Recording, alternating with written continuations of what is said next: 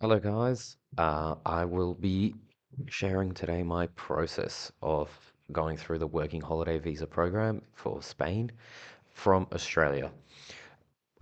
It a lot of the things on the list are quite ambiguous, and most things with Spanish bureaucracy aren't so straightforward.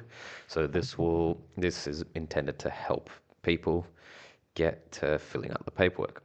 So we'll start off. Here is the list of requirements you need. The full list. Everything you need is basically here, but it is a lot trickier than that. So today we'll be going through this first part.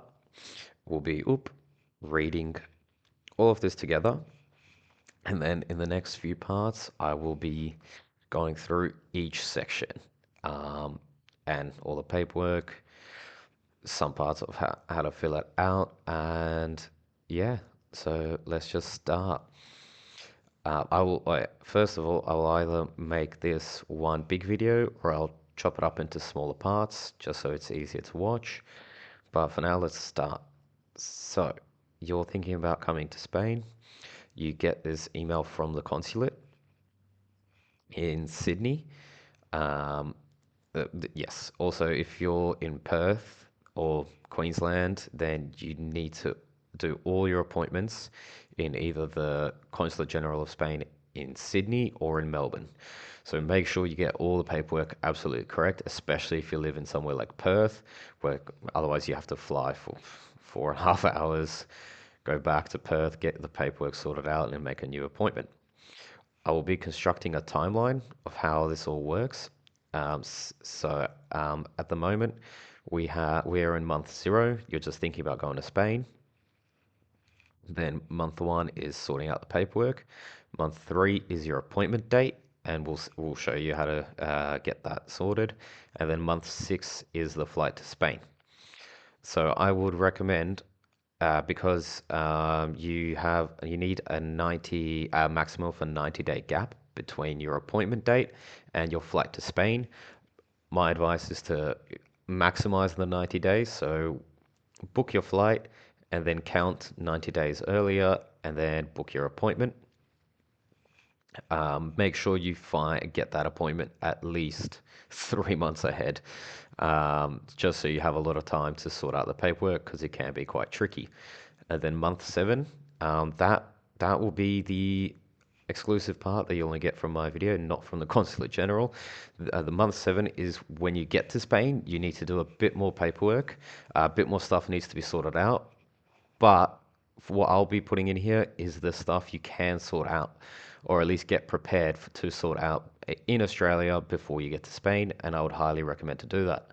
I didn't have this advice, and when I asked the Consulate General, they didn't give me this advice, but I'll be giving it to you guys so you don't make the same mistakes I did. All right, let's go. So first of all, we'll go through this part and tick off as many boxes as possible.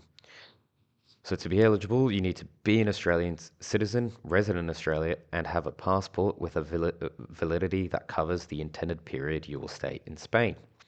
So this can be slightly ambiguous. What they mean by validity that covers the intended period you will stay in Spain means this. So if you're coming in, let's say January the 1st, 2026, your passport needs to be valid for the full year plus 3 months after that. Um, so it needs to be valid all the way until. So if you come in January 2026, passport obviously needs to be covered for the full year plus until March 2027. So you need at least 3 months after. That's the first box we can tick. So let's go and insert text box. We can tick that off. We've finished that. Done. Oh, you need to be at least 18 years of age and not more than 30 years of age. So you that means you need to at least turn 18 by the time you enter Spain, so you can start this whole process while you're still 17, and then come, just a day after your 18th birthday. and then not more than 30 years of age. So you, uh, on the other end, you can have it so you enter Spain 1 day before your 31st birthday. So that's pretty easy one. We can tick that off. Done. Hold a return ticket or have sufficient funds to purchase a return ticket. So what that means is later in the later sections, you need a proof of financial solvency. What that means is we will get to that. You need the minimum amount plus at least, I'd say, an extra 2,000 Australian dollars, just in case, to show proof that you can cover the minimum amount and a return ticket. So I'll put in done, minimum amount plus 2,000 Australian dollars. Pretty easy one, and then we'll formally tick it off later once we get to the minimum financial solvency section. Be coming to Spain for tourism purposes, with work being. Well, let me just move that across. Be coming to Spain for tourism purposes, with work being a secondary intention for your visit. Pretty obvious, pretty easy one as well. If you're coming to Spain, don't be applying to jobs such as politicians. Um, Sorry about that.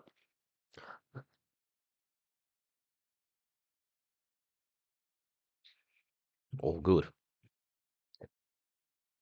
Be coming to Spain for tourism purposes, with work being a secondary intention for your visit.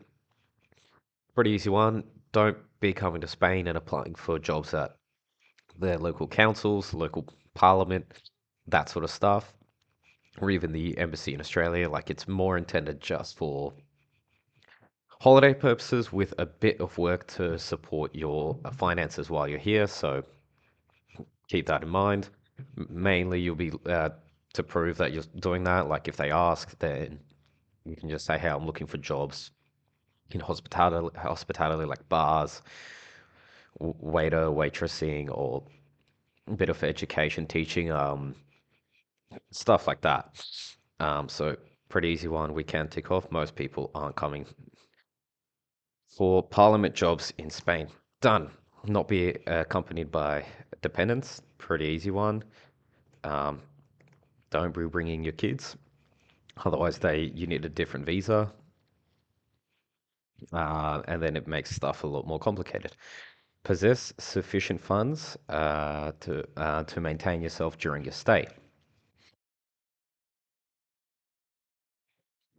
So that will be something we touch on a bit later. So for now, I won't put done. I'll put I'll make it red to TBC, to be completed. Hold travel insurance before traveling to Spain, valid for the whole of your intended stay in Spain. Again, we'll be doing that later. So I'll put TBC, and then we'll be coming back each time to tick these off. Possess a functional level of Spanish.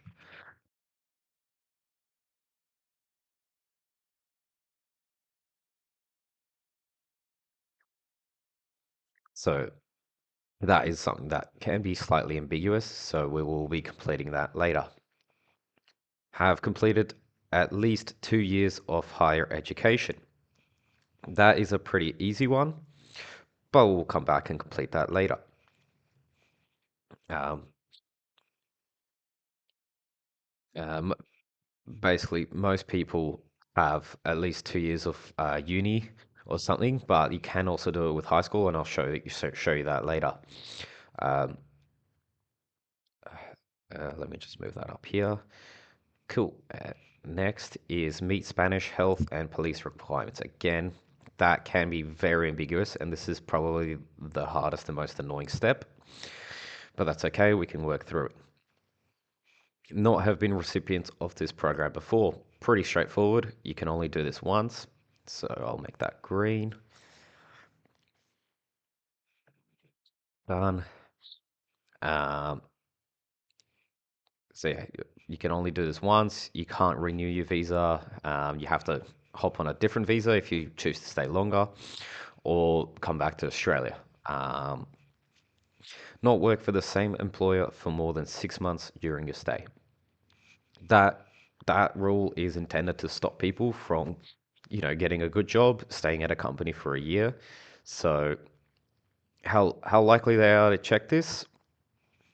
Not that likely. But again, you don't want any problems with the Spanish people. Obviously, that's not what this is intended for. So it's mainly for seasonal work. You're going to be traveling a bit, exploring Spain. You're going to work for the summer season in one of the summer areas like Ibiza, Barcelona, even Madrid, or down the coast in Andalusia, that sort of stuff. And then if you want to work during the winter months, there's a lot of ski resorts up near the border with Andorra.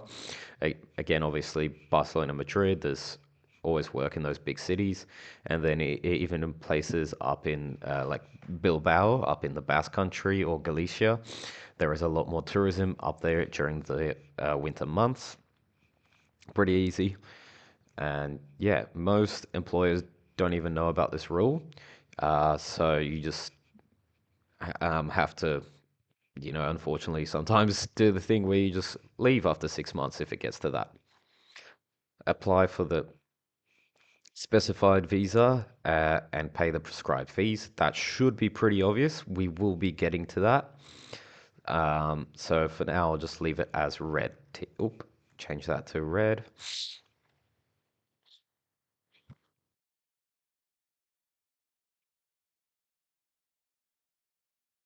TBC. There'll be a quick one to complete later. Applicants who participate in this program are able to study in Spain. However, the period of study cannot exceed 4 months. So if you want to do, this is more aimed at people who want to do like a quick 3 month Spanish language program. You can do that in Spain if you just want to get a bit better. And it's a good thing to do, but don't be applying to university degrees here and then trying to do like, I don't know, a business course here. So pretty easy one we can complete. So that concludes the first part. We will go on to the next part. Hey guys, we're in part two.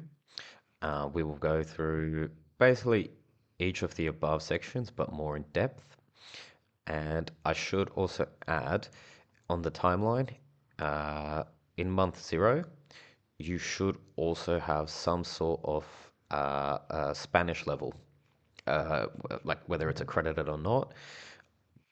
Maybe you've in month zero. By the way, month zero is just any month before the application process. So this could be, 2 years, 4 years before you're thinking about doing this and you're just doing some research. So month zero stays at month zero for as long as it needs to be for you until we start this process. This is more just the months and months of paperwork you need to do in order to get to Spain on a working holiday visa. So that's okay if you haven't uh, have like an accredited level of Spanish. There is a way around it to do it within the 3 months. It is obviously quite risky, and I definitely wouldn't recommend do it, but you can do it. We will get to that probably by the end of today. So let's start. Passport with a validity that covers the period you will stay in Spain. It must have at least two blank pages plus one photocopy of the details page of the passport. So two blank pages, pretty easy. Passports, unless you travel a really, really frequent amount, your passport won't be filled out. Also nowadays, a lot of the stamps are electronic, so they don't even stamp your passports anymore. So yeah, that's pretty easy one to have. Plus one photocopy of the details page of your passport. You can just go to your printer, lay your passport flat, scan it, and print it out. I chose to do it both in color and in black and white. Off the top of my head, the consular office worker, I believe she just took the black and white one. But just in case, do both. Again, if you're coming from Perth or somewhere far away, you don't want to mess up this stage. So that section relates to this first point. So that's already done. One. Visa application form, duly and completed and signed. We'll go more in depth in that now. This is the application for a national visa. We'll get to the photo part a bit later, but yeah, you just need to go through. It's pretty simple form, this one.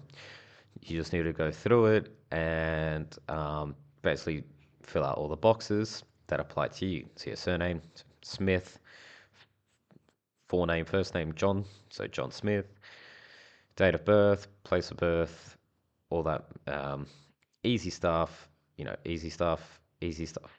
Minors is a bit different, um, bit more box filling to do. Your Spanish national identity document number, you don't have that, obviously, so you can skip that. Type of travel document, most people will be on an ordinary passport, and then just underneath is filling out your passport details, issued by issued by Australia.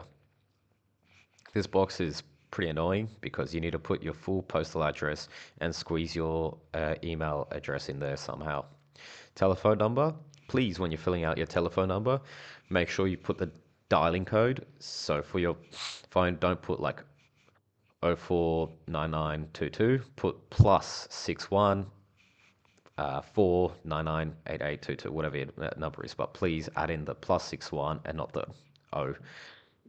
Residence, let's just hope you're Australian and only Australian. You just tick no. Current profession, you can basically put whatever you want. It doesn't really matter for this section, so you can just put hospitality worker, waiter, waitress, that sort of things.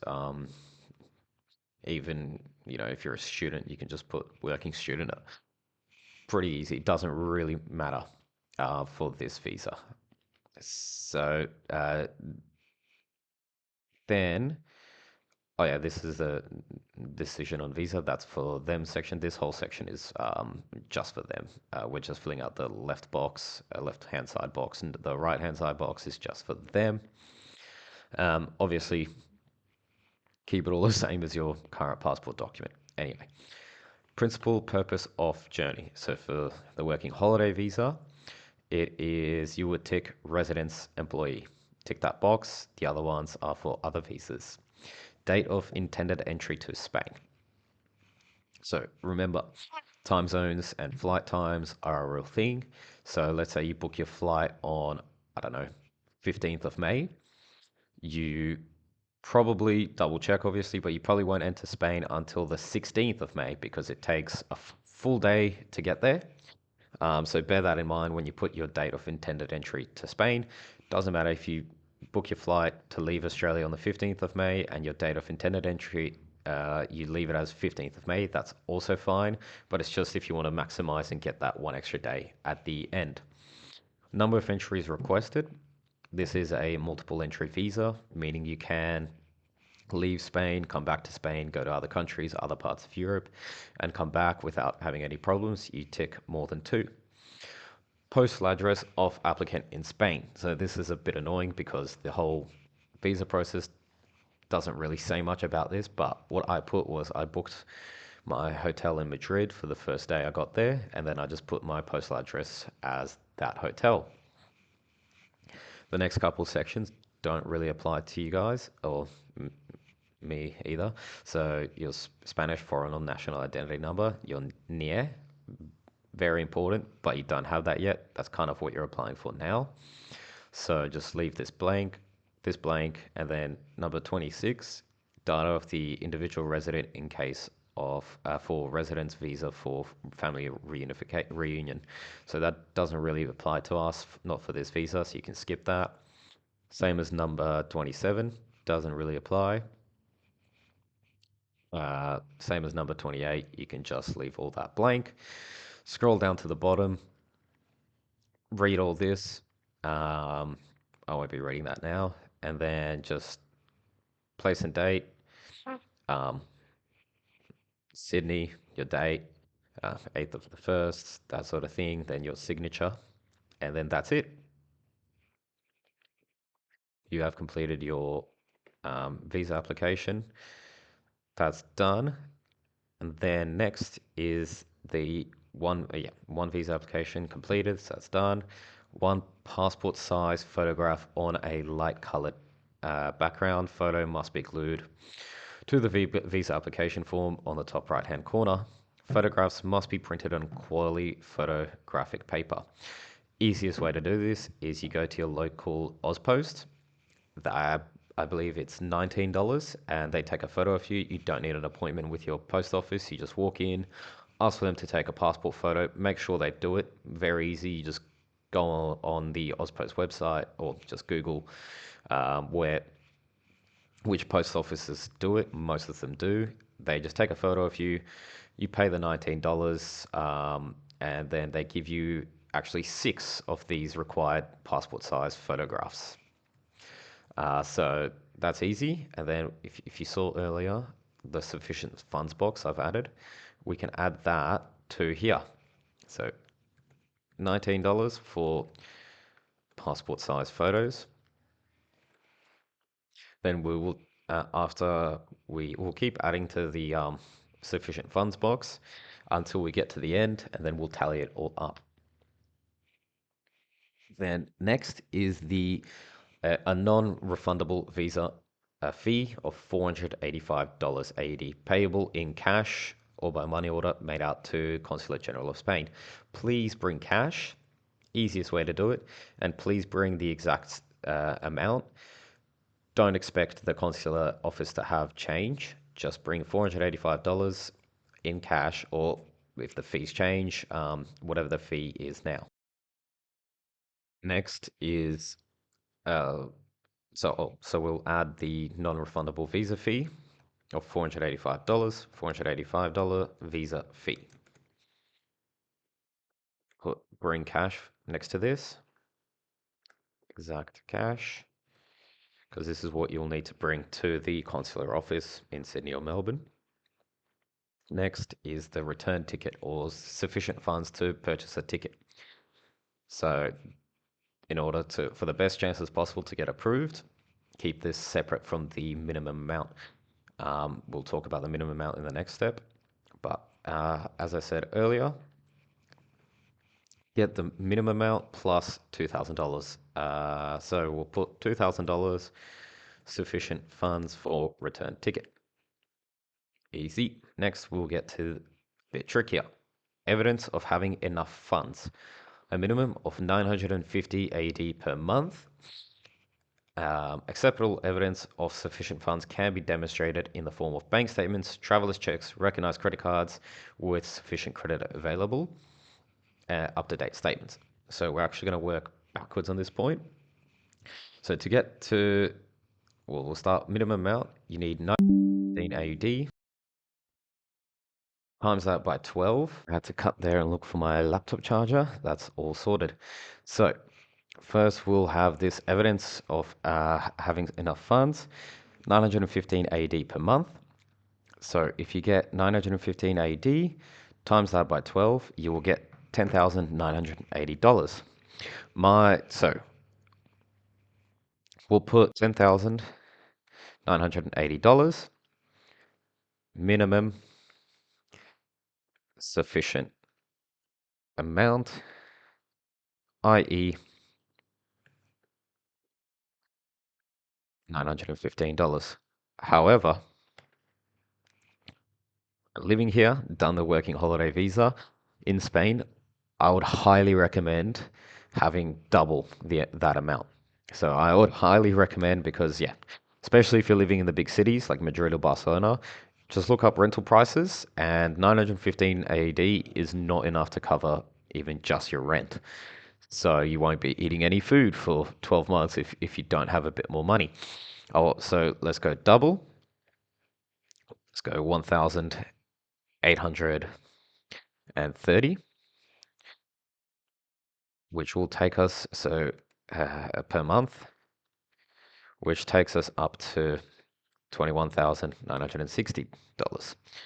That's minimum recommended amount that I would recommend as living here, and I had an enjoyable time here in Spain, and it was all good, but I ran out of money quicker than I expected. So Bear that in mind, guys. And of course, different people have different tastes. So some people spend more, some people spend less. That changes, but that's how much I would recommend. But for the sake of this, we'll just stick to the minimum amount.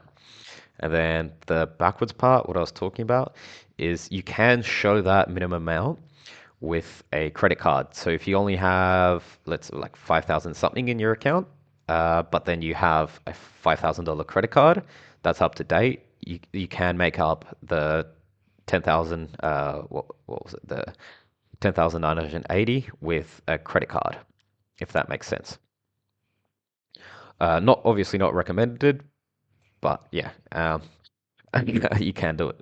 The rest, traveler's checks, doesn't, most people don't use that, so I'll skip that. Bank statements. So in that timeline, let's say you got your appointment on in month three, obviously. You An up-to-date bank statement is basically a day before your appointment. You print out the 3 previous months of bank statements, and you can just print that in your home printer. That's what I did, and that was fine. So yeah, it was like 1 or 2 days before my bank is set up, so it's emails me a monthly statement, and I just printed it out. And those 3 months for me stayed above the minimum amount, which is very good, very smooth process to getting through. Obviously, if you start off month one underneath the first month, or there's variations in your spending habits and stuff, they might look into that and might query if you are like financially solvent to stay in Spain for 1 year. So best is just to keep an account open with that stays above the minimum threshold for the 3 months beforehand. Next, this doesn't apply to a lot of people. In the event that a parent or guardian is committed to covering the applicant's cost, then they must provide a statutory declaration signed before a justice of the peace and include a legalized copy of their passport, a copy of the applicant's birth certificate and current bank statement. Please note that internet printed bank statements do not normally show the account holders' names and therefore not be accepted. So this last point, internet printed bank statements don't normally show account holders' names. So your bank statement uh, doesn't show the name and stuff, but you can if you're just doing it for yourself, that's fine. I got in with that. I just said, hey, look, I can show you this is my bank account. I just printed out um, the bank statements, and it was fine with the bank account numbers. If you have this other step, if that applies to you, then there's a bit more paperwork involved. So that concludes the first video. Next video, we'll be moving on to insurance. Thanks, guys.